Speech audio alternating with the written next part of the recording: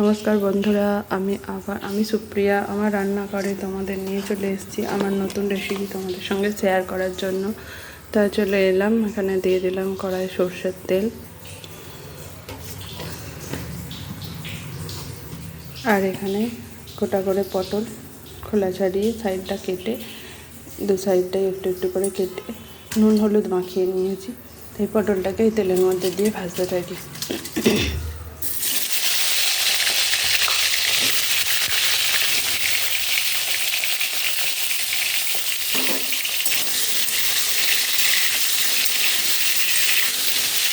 তাহলে বন্ধুরা, এদিকে পটলটা ভাজা হচ্ছে, এদিকে ডাল হচ্ছে। তাই পটলটা ভেজে নিই, মশলাটা কি দেখিয়ে নিই। এই যে দিয়েছি আদা, কাঁচা লঙ্কা,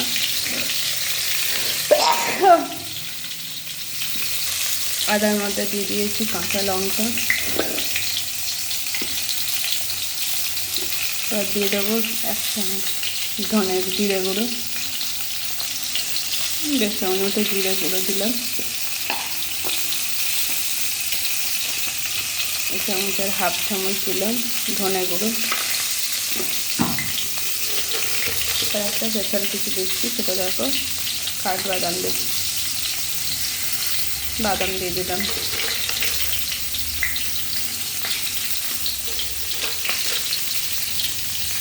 তিন চামচ মতো বাদাম দিয়ে দিলাম।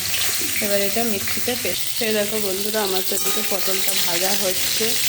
আর এর মধ্যে যে মশলাটা নিয়েছিলাম আদা কাঁচা লঙ্কা ধনে জিরে বাদাম, এটা তো পেস্ট করা হয়ে গেছে। এবার এর মধ্যে নিয়ে নিচ্ছি 2 টমেটো, এই যে 2 টমেটো নিয়ে নিলাম। এবার এইটা পেস্ট করে নেব।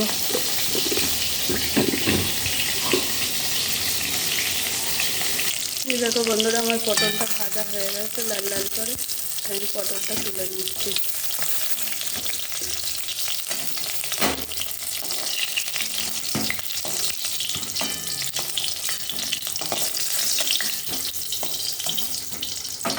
পটলটা তেলেতেই আমি দিয়ে দিলাম 2 ছোটো এলাচ, 1 লবঙ্গ, 1 দারচিনি।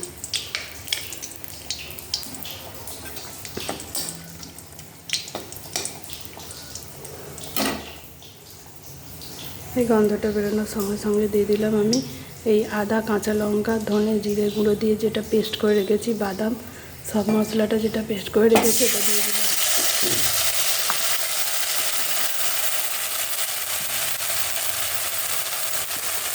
মিক্সি বাটিটা ধুয়েও আমি জলটা দিয়ে দিলাম।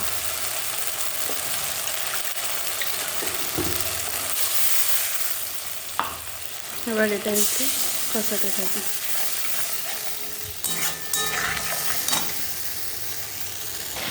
এই দেখো বন্ধুরা, কেমন তেল ছেড়েছে মশলা থেকে। এই তেলটা ছেড়ে যাওয়ার পর আমি দিয়ে দিলাম এই পেস্ট করে রাখা টমেটোটা।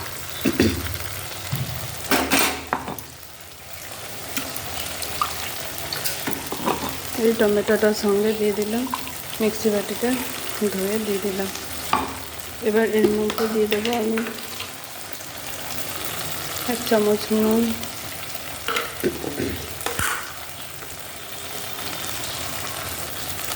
আর হাফ চামচ হলুদ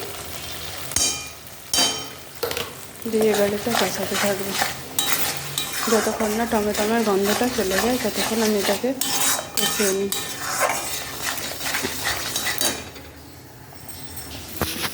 দেখো বন্ধুরা, মশলাটা কষিয়ে যখন হয়েছে ঠিক এইভাবে হবে, তেল ছেড়ে আসবে মশলাটা থেকে। দেখেছো বন্ধুরা, মশলাটা থেকে কেমন তেল ছেড়ে এসেছে। সেই তেল ছেড়ে আসবে, মশলাটা পুরো এইভাবে ঠিক এইভাবে হয়ে যাবে, মশলার টেক্সচারটা এরকম হবে। ঠিক সেই সময় এর মধ্যে দিয়ে ভেজে রাখা পটলটা আমি দিয়ে দিলাম।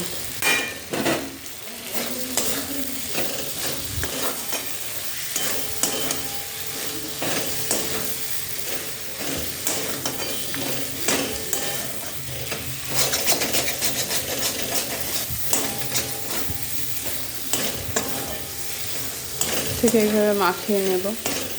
মাখাতে মাখাতে বুঝতেই পারছো তেলটা কেমন কড়াই ছেড়ে আসছে। দেখো কড়াই তেলটা ছেড়ে আসছে।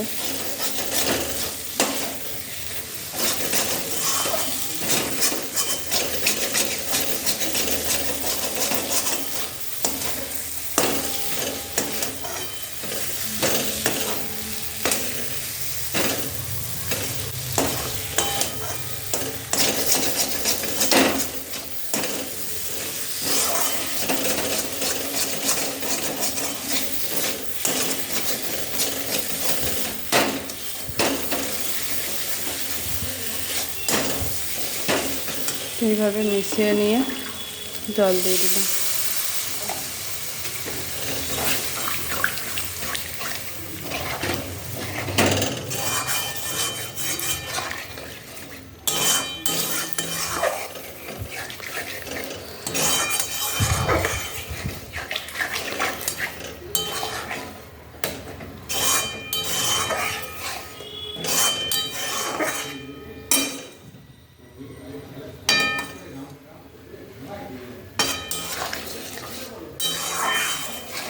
জলটা ফুটে গ্রেভি হয়ে গেলে এটা নামিয়ে নেব, রেডি হয়ে যাবে।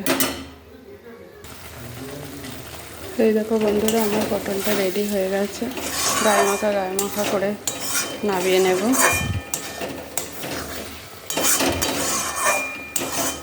এরকম যদি তোমাদের ইচ্ছা করে খেতে পারো করে, আমাদের এটা করে খেতে ভালোই লাগে, তাই আমরা করি এরকম।